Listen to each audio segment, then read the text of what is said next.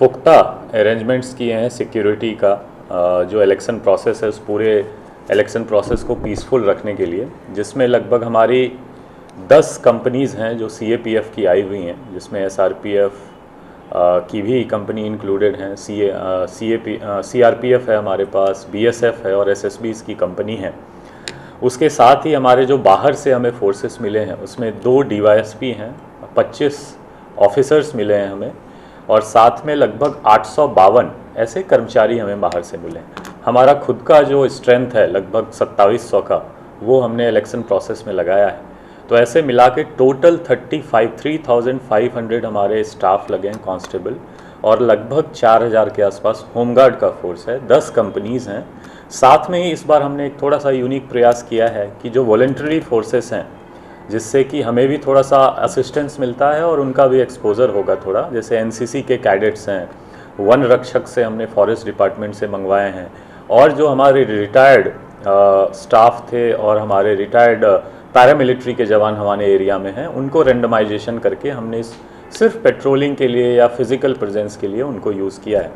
तो इस तरह से हमने एक स्ट्रॉन्ग सिक्योरिटी अरेंजमेंट नांदेड़ के लिए किया है, और वी आर होपफुल कि एक peaceful, fair and free election हम नांदेड़ में करवाएंगे। सर, पब्लिक को क्या हाँ,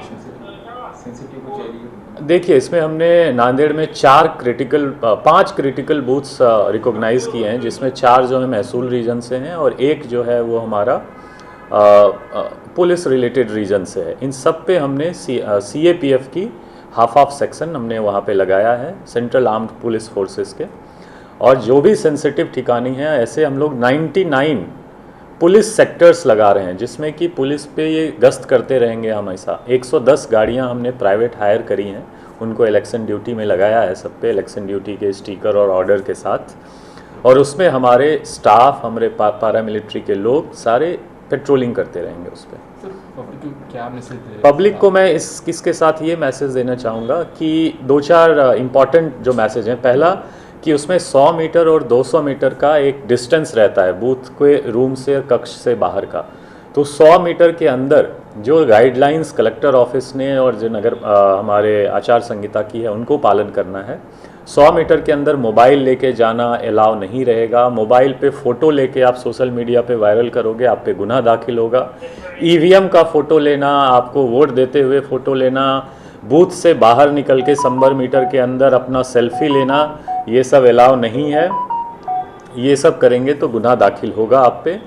200 मीटर के बाद ही पेंडॉल लगाना, अपने पोस्टर्स लगाना, ये 100 मीटर, 200 मीटर, मोबाइल, ये 3 प्रोटोकॉल को हम लोग अगर फॉलो करेंगे तो अच्छे से रहेगा। और एक आह्वान और है कि पूरे सुबह से आना स्टार्ट करिए, शाम तक का वेट नहीं करिए, अदरवाइज़ 5:30 बजे अंधेरा हो जाता है और उसके बाद फिर सबको इंक्लूड करना मुश्किल हो जाएगा, आपको वापस जाना पड़ सकता है। तो मैक्सिमम आप लोग आएँ, जो लोकशाही लोकतंत्र का पर्व है इसमें पार्टिसिपेट करें, बट शांततापूर्वक और शांति से करें, इसका हम लोग इंश्योर करेंगे। Thank you.